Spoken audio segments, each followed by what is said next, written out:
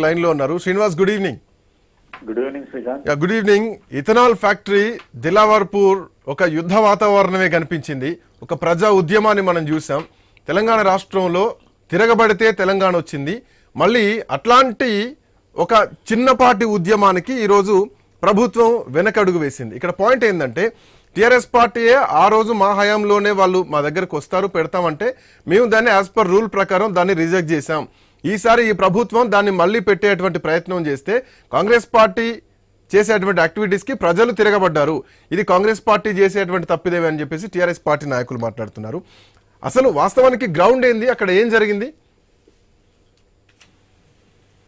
శ్రీకాంత్, వాస్తవ విషయానికి వస్తే నిర్మల్ జిల్లా దిలావర్పూర్, గుండపల్లి ప్రాంతాల్లో నిర్మిస్తున్నటువంటి ఇథనాల్ పరిశ్రమను ఏర్పాటునైతే వ్యతిరేకిస్తూ దాదాపుగా 9 నెలలుగానైతే ఇటు 4 గ్రామాల ప్రజలైతే అపోజ్ చేస్తూ ఉద్యమాలు చేస్తున్న పరిస్థితులు అయితే ఉన్నాయి.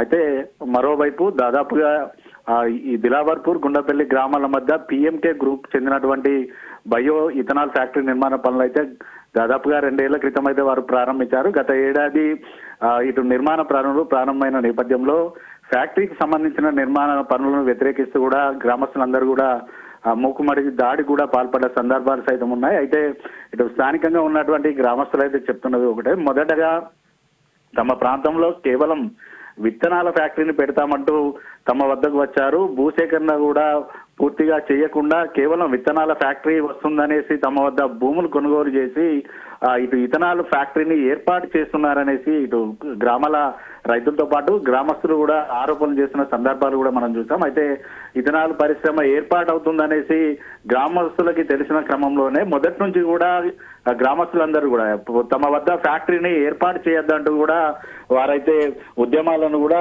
వివిధ రకాల్లో చేసిన సందర్భాలు సైతం కూడా చూసాం. అయితే ఇక్కడ కనుక ఇథనాల్ ఫ్యాక్టరీ కనుక ఏర్పాటైతే తమ భూములు, నీరు కలుషితం అవుతాయి, అనారోగ్యాల బారిన పడతామని మొదటి నుంచి కూడా వారు వ్యతిరేకించు వస్తున్నారు.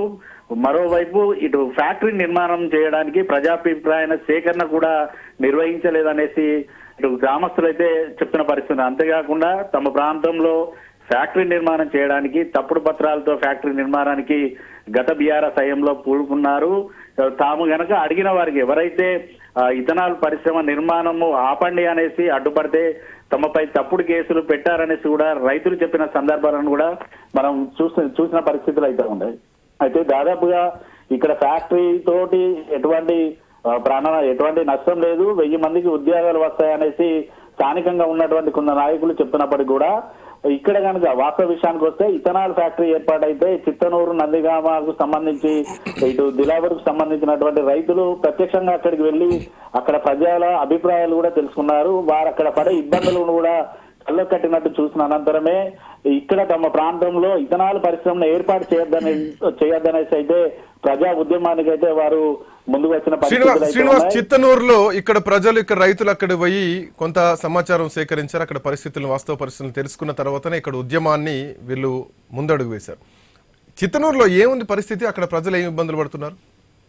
వాస్తవ విషయానికి వచ్చేసి ఏదైతే చిత్తనూరుకు సంబంధించి ఇటు ఇథనాల్ పరిశ్రమ ఏర్పాటు తర్వాత ఫ్యాక్టరీల నుంచి వచ్చే వ్యర్థాలతోటి పూర్తిగా భూసారం క్షీణించింది. స్థానికంగా ఉన్నటువంటి గ్రామాల్లో పంటలు వండని పరిస్థితులు అయితే ఉన్నాయి. నీరు కలుషితమైంది. కలుషిత నీరుతో పాటు ఫ్యాక్టరీ నుంచి వచ్చే పొగ వల్ల కూడా ఇటు పూర్తిగా గ్రామస్తులు రోగాల బారిన పడుతున్నారు. కిడ్నీ సంబంధిత వ్యాధులతోటి కూడా బాధపడుతున్న పరిస్థితులు అయితే ఉన్నాయి. అయితే ఇథనాల్కు ఇటు నిర్మల్ జిల్లాలో దిలావర్పూర్ కు సంబంధించి ఏదైతే పక్కనే ఇటు మనకి శ్రీరామ్ సాగర్ సంబంధించినటువంటి ప్రాజెక్టు సంబంధించినటువంటి కెనాల్ ఉంటుంది. ఇటు పరిశ్రమకు సంబంధించినటువంటి నీరు రావాలన్నా కూడా ఎస్ఆర్ఎస్పి కెనాల్ నుంచే ఇటు ఫ్యాక్టరీకి రావాలి. ఒకవేళ వీరు ఇక్కడ ఇథనాల్ పరిశ్రమను కనుక ఏర్పాటు చేస్తే వ్యర్థాలను కూడా మళ్ళీ తిరిగి మరలా ఎస్ఆర్ఎస్పి కెనాల్ కే పంపాల్సి ఉంటుంది. దాదాపుగా ఈ ఎస్ఆర్ఎస్పి కెనాల్ మీదుగానే స్థానిక గ్రామాల ప్రజలకు మిషన్ భగీరథ కింద వాటర్ అయితే సప్లై చేస్తున్నారు. ఈ ఫ్యాక్టరీ వ్యర్థాలను కనుక ఇటు భూమిలోకి ఇంకించినా లేదనుకుంటే మరలా తిరిగి పంపినా కూడా పూర్తిగా 20 కిలోమీటర్ల మేర నీరు కలుషితం అవుతుంది. దాంతో ఇటు గ్రామస్తులు అయితే తమ ప్రాంతంలో ఏర్పాటు చేయొద్దనేసి ఆరోపణలు కూడా ఏర్పాటు చేయొద్దని ఇటు ప్రజా ఉద్యమాన్ని చేసిన సందర్భాలు చూసాం మనం. శ్రీకాంత్, ఒకటి శ్రీనివాస్, గత ప్రభుత్వంలో జరిగిందా ఇది? అప్పుడు రిజెక్ట్ చేస్తే ఈ ప్రభుత్వం ఎంకరేజ్ చేసిందా? ఏమైనా సమాచారం ఉందా? దాదాపుగా ఇథనాల్ పరిశ్రమ నిర్మాణానికి సంబంధించి బీఆర్ఎస్ హయాంలోనే పూర్తి స్థాయిలో ఫ్యాక్టరీ నిర్మాణ పనులు ప్రారంభమయ్యాయి. ఏదైతే ఫ్యాక్టరీ నిర్మాణానికి సంబంధించి ప్రహారీ గోడ కడుతున్న నేపథ్యంలో ఆందోళనకారులు ఆగ్రహం వ్యక్తం చేస్తూ ప్రహారీ గోడను కూల్చివేసిన క్రమంలో కొద్ది నెలల పాటు ఫ్యాక్టరీ నిర్మాణ పనులను అయితే ఆపివేశారు. మరలా ఇటు ఎన్నికల సందర్భంలో స్థానికంగా ఉన్నటువంటి నేతలందరూ కూడా వారికి హామీ ఇచ్చారు. తాము గనక గెలిస్తే ఖచ్చితంగా 3 నెలల్లో ఇథనాల్ పరిశ్రమకు సంబంధించి ఇక్కడ నిర్మాణం కాకుండా రద్దు చేసే దిశగా చర్యలు తీసుకుంటామనేసి అసెంబ్లీ ఎన్నికలతో పాటు పార్లమెంట్ ఎన్నికల్లో కూడా వాళ్ళు హామీ ఇచ్చారు. కాకపోతే ఇటు గెలిచిన తర్వాత కూడా ఎవరు కూడా తమను పట్టించుకున్న దాఖలాలు లేదు అంటూ కూడా తమ నిరసన కార్యక్రమంలో కూడా నేతలకు సంబంధించిన ఫ్లకార్డ్లలో ఫోటోలు పెట్టి నేతలు కనబడడం లేదనేసి ఇటు ఫ్లకార్డ్స్ ప్రదర్శించిన సందర్భాన్ని కూడా మనం చూసాం. వాస్తవానికి ఇక్కడ ఎక్కడ పరిశ్రమకు సంబంధించి పనులైతే ఆగిన సందర్భాలు లేవు.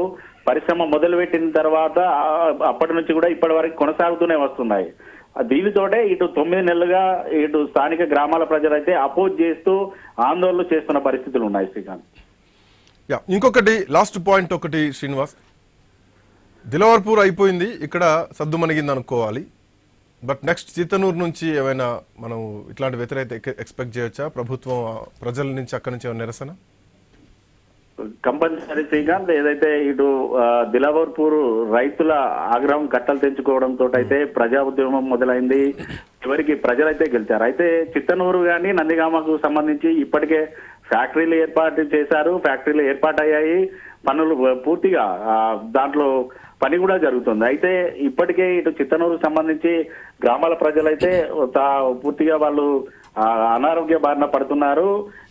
ఆరోగ్యం క్షీణించిపోతుంది. దీంతో అయితే వారు కూడా అపోజ్ చేస్తున్నారు.